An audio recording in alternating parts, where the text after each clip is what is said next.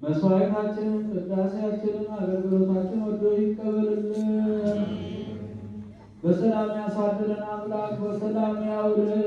ቸርነቱን ምሕረቱን ይቅርታውን ይላክልን። ሀገራችን ኢትዮጵያን ተዋህዶ ሃይማኖታችን መላውን ዓለም ሁሉ በቸርነቱ ይጠብቅልን። መከራውን፣ ሞትን፣ ግጭቱን፣ ረሃቡን፣ ስደቱን፣ ጦርነቱን ከሕዝባችን ያስወግድልን። ሰላሙን ለሕዝባችን ይመልስልን። የታመሙትን ይፈውስልን። የተጨነቁትን ይርዳልን። ወደ ሕይወትን ለቁመ ሥጋ ያብቃልን። ይህችን ቤተክርስቲያን በገንዘባቸው፣ በጉልበታቸው፣ በእውቀታቸው፣ በጸሎታቸው ጊዜ እያስተውሉ የሚያገለግሉትን አገልጋዮቿን፣ ካህናቱን፣ ዲያቆናቱን፣ ምዕመናንን ወንዶችንም ሴቶችን በሕይወተ ሥጋ በሕይወተ ነፍስ ይጠብቅልን። እስማርልን ነፍሰ ዓመቱ ዓመተ ሥላሴ አብዮት መንግሥተ ሰማያትን ያወርስልን። ቤተሰቡን ይጠብቅልን። በዓሉን የሰላም የበረከት በዓል ያድርግልን። ለብርሃነ ልደቱና ጥምቀቱ ያደረሰን ለብርሃነ ትንሣኤው በሰላም ያደርሰን።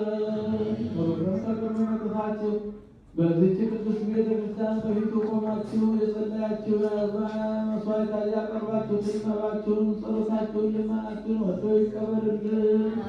የየልቡናችሁን መሻት ይፈጽምልን።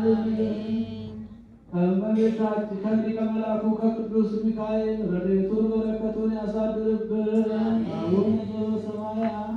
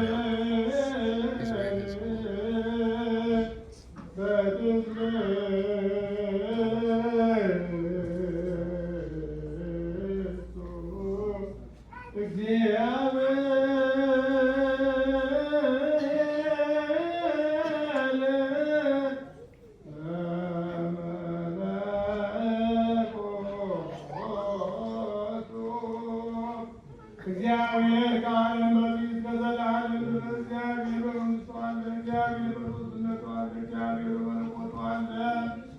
ከጎና ከሰብአ በፊት ከመዓልትና ከሌሊት በፊት መላእክት ሳይፈጠሩ እግዚአብሔር በመንግሥቱ አለ። ሰማያት ሳይዘረጉ የእርሱም ፊት ሳይታይ አምልማላት ሳይኖሩ እግዚአብሔር በመንግሥቱ ነበረ።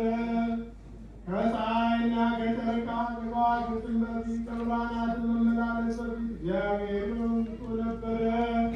ከሚንቀሳቀስ እንስሳ በፊት ከሚበሩ አዕዋፍ በፊት ከባሕር አራዊት በፊት እግዚአብሔር በመንግሥቱ ነበረ። አዳምን በእርሱም አምሳልና አርአያ ሳይፈጥረው ትእዛዙንም ሳያፍር እግዚአብሔር በመንግሥቱ ነበረ። ለአብ ለወልድ ለመንፈስ ቅዱስ ምስጋና ይገባል፣ ዛሬም ዘወትርም ለዘላለሙ።